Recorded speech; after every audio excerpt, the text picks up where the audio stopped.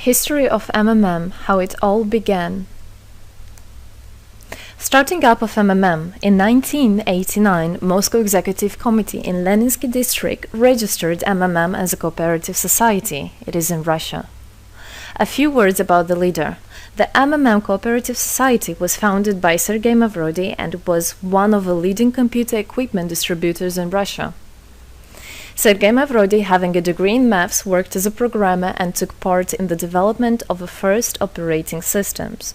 Few words about his decision to make his own company is the fact that having worked as a simple worker from 8 to 5, he understood that freedom is the most important for him, because that work of 8 to 5 is literally a slavery. At any point, at any time, the company can throw you out and you'll be left without nothing, although you could have worked in that company for years and years. So he realized it. This is why he decided to create his own child, and he knew whatever his efforts will be, it will come back to him in form of dividends and income. Free of charge travel campaign. In 1992, the brand became universally recognizable after Mavrodi offered several times to all the residents of Moscow a day of free of charge travel in metro, Moscow subway. Pretty smart. Birthday of MMM. On October 20, 1992, the joint stock company MMM was registered. In fact, it is a birthday of MMM in the traditional form in which people got used to consider it. The shares of MMM on sale. February 1st, 1994, the shares of MMM went on sale, and people immediately began to buy them. Moreover, the company willingly bought them back on a new, higher rate, which grew very fast at about 100% per month. The company's principle today is always more expensive than yesterday worked perfectly. Few words about that. Why did he do that? As you might know, in 1991, the Soviet Union fell. So if until at the time of the Soviet Union, everything that there was in the country, like properties, different companies or whatever that was bringing some goods, was national. So any person of the country was entitled to have a share of that production, of that company. Everybody was equal. But when the Soviet Union fell, what it meant is that all the companies, all the properties had to be privatized. So you can imagine there is a company, a huge company. People worked there for years and years. And at one moment, there comes a person and says, all that is mine. Yes, this was the case. And obviously that information, that laws about the fact that it was possible to privatize was kept only for a small group of people for obvious reasons. So a simple worker who worked in that company for years and years or all his life didn't know he can actually come and say by law that that is his. So what genius idea Sergey Mavrodi had is to sell these shares to gather the money of the people, and with this money to buy those companies. So basically, if a person has an MMM share, he would have had an exact share from the company that Sergey Mavrodi bought. For example, a company from oil and gas or something else. Obviously, he knew perfectly which companies are worth it and which companies were not. There was quite a battle there. So as you can see, his idea was great, but let's see what happens. Government is trying to hinder MMM's activities. Surprise, surprise! Planned by the Russian government, MMM 94 was intentionally collapsed. It began when tax inspectors accompanied by OMON officers passed through the crowd of depositors and went inside the central office of the company to give a notice about the planned tax inspection. Right. So obviously, the small group of people that I was talking about is the government people, is the people that have connections and so on. And they wanted, obviously, all that money, all those properties to be kept in their hands. This is how the nowadays oligarchs were made. At that moment, they had nothing. In one day, they got loads of money. And now you can know them as very rich people who made their money on the back of a nation. So obviously they did something just to provoke some panic going through the crowd. Obviously, for any financial institution, a panic is really bad. As I remind you, at that time, MMM was selling shares, was a share stock company, let's say.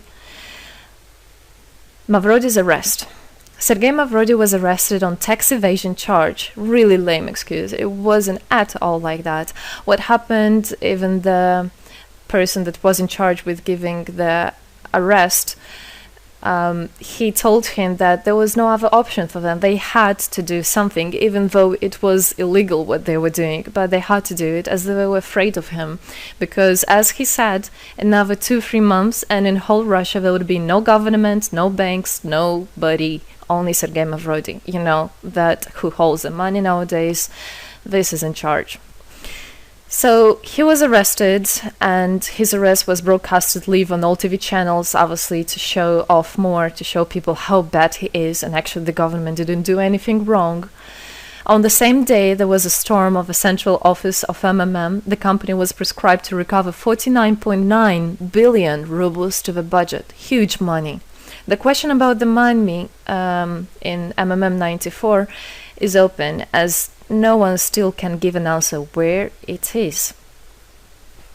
The authorities simply turned a blind eye to it, although hundreds of eyewitnesses are ready to confirm, even under oath in court, that they saw 17 trucks take out cash through the back door.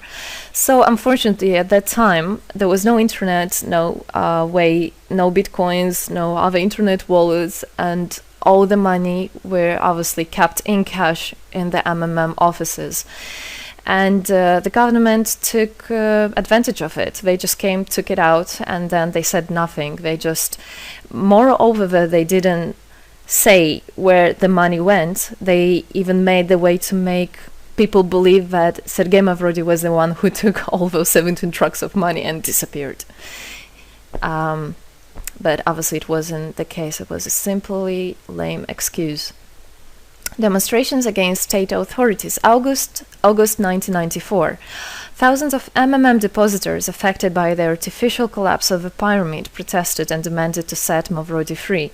Actually, Mavrodi could have used his powers and do huge, bigger protests, but he decided not to do that, as that would made as obvious a different protests of this type. It could be people injured or even killed, so he decided not to use people in this purpose. It was very noble from him to do that. MMM leader became a deputy. However, he found a way to get out of the prison. Being imprisoned, Sergey Mavrodi had managed to register as a candidate for a deputy of the State Duma and was released from prison. He won the elections by a landslide and became the deputy of the State Duma of the first convocation. So, as a deputy in Russia, they have privileges. This is why, becoming a deputy, he was set free. The State Duma is against Mavrodi. Surprise, surprise! The State Duma deputies deprived Sergey Mavrodi of his deputy plenary powers due to his permanent absence at the Duma's meetings. That incident was the only one in New Russia's history. Sergey Mavrodi wasn't interested at all in politics. It's not he hates politics, as he said it many times. So he became a deputy only for the reason to get out of a prison. That's it. He wasn't interested to go to at their meetings, as he himself considered as well the people there as being quite silly and not worthy to spend time with. But this was another lame excuse for them to deprive him by saying that he is absent. A candidate for presidency. The Central Election Commission registered the authorized representatives of the initiative group that had nominated Mavrodi as a candidate for the president of Russia, but subsequently rejected a significant part of the signatures in the support of a candidate, and his registration was renounced. So, for obvious reasons, they did that again. They weren't interested into having a fair president, a fair leader on top of their head. Revival of MMM, January 2011. Sergey Mavrodi renounced launching a new launching a new project of MMM 2011. Together we change the world. Previously, there were simply no analogues of similar systems in the world. The film about MMM, the launch of a project fell in the same time interval with the release of Russian film about MMM Pyramid, the plot of which is based on the eponymous book in which the history of MMM is disclosed by Sergey Mavrodi. So he wrote a book, and there is a movie which I highly recommend you to watch. You can find it online on YouTube. MMM is building a new, fair financial order. June 2012, the activity of MMM made a lot of banks collapse and a huge outflow of funds from deposit accounts happened. The system numbered more than 35 million members at the time. For obvious reasons, the fight against the system started. It suffered the same fate as MMM 94, eventually collapsed. So what happened? A lot of banks, as I already said, had a huge outflow, and another minus of the system of that time was that it wasn't really quite a community, because the money was still kept by the managers in MMM. So it wasn't the same idea as it is now, comparing it now, where people exchange money between themselves. You don't need to put it in a central account. At that time, there were central accounts, and it was again used by the banks. They simply blocked those accounts that they identified as being of MMM and took all the money away, and that's it. There were no other discussion about that. Again, huge loss of money. People lost a lot of money.